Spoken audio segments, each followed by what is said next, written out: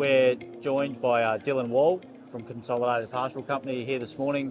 Dylan, do you want to give us just a bit of an overview of what you do in CPC, where you are, and why you're here, sort of thing? Yep.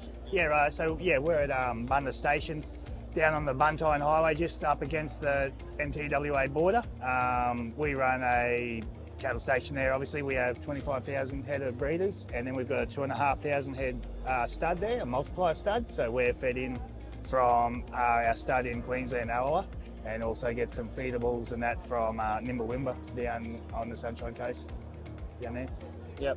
So, do you want to just walk us through, being a multiplier stud, what does that look like in terms of the whole business? What piece of the puzzle are you playing? Yeah, so with the multiplier stud, because, good bulls are really expensive and that, so we try with our genetics to really build them up down there at Allawa, and then Newcastle and us get fed those genetics in, and then our stud then, steps it down a little bit into our commercial herd, so that we're not spending, we probably breed 800-900 bulls a year, so we're able to do that a little bit cheaper, but still try not lose that genetic advantage, I guess, is the main thing. Yeah, right. So what breeds, I suppose, are you working with at the moment, and how do you fold each one of those into the composite that you're trying to get to? Yeah. So we've got Brangus is our biggest line, but to get the Brangus, we started off with a Brahman herd, which Bundah already had from Reg Underwood's day, and then getting a lot of Angus bulls in over them. And then now we're getting the Brangus bulls in, as well as to our Brangus heifers that we're breeding. We've also got a line of Angus cows there to the cross with the Baran bull. And then we've got some composite cows there playing with the Catherine DPI bulls that they've been breeding, trying to get that fertility and that hybrid vigor keep crossing over. Yep. The fertility, like our calving percentage now is going up nearly 10% since I started at Bundah as a ringer. We're definitely the calving ease and the weight on the calves at weaning. We're also, I think definitely we touched on it, but that breeding them up there is really helping, that bit slicker coat that we can get into them. Even getting the Angus bulls that we buy and that up as a yearling bull. We do lose a couple in the semen testing, but they handle it heaps better. Yeah. So doing that. Definitely the fertility in the Angus, it's the tick resistance in the Brahman and that northern tropical.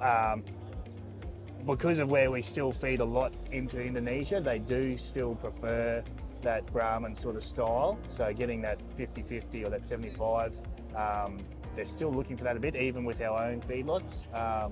But you can't argue with the weight gains on the Angus in that. So that's why we're still trying to push that in there and change that culture over there a bit too. Welcome back to the NTCA conference here at the Angus booth. We're joined by Bex Thorpe from CPC here this morning. So what does running a stud in a pretty isolated area, what does that look like? Is it different to perhaps people that do it in the south, or what are you trying to achieve with running that stud? I guess so. Like, we're looking for not a different animal, but we kind of are, because we need them to be very adaptable up here to the climate and everything else. So our breed and genetics is a bit different, like to down south.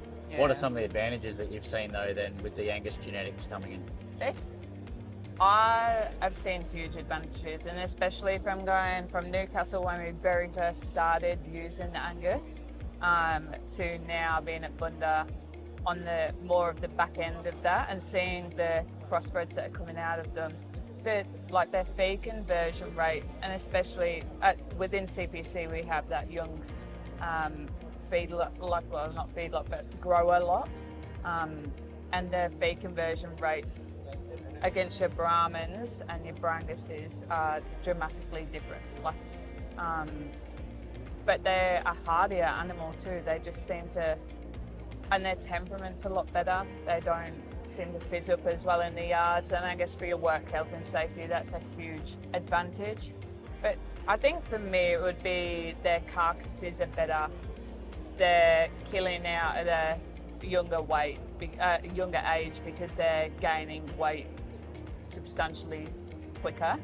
And in the early weaning program, you can turn them around from like 80 kilos to 150 kilos a lot quicker too. So we're here this morning with Robbie at the NTCA conference here in Alice Springs.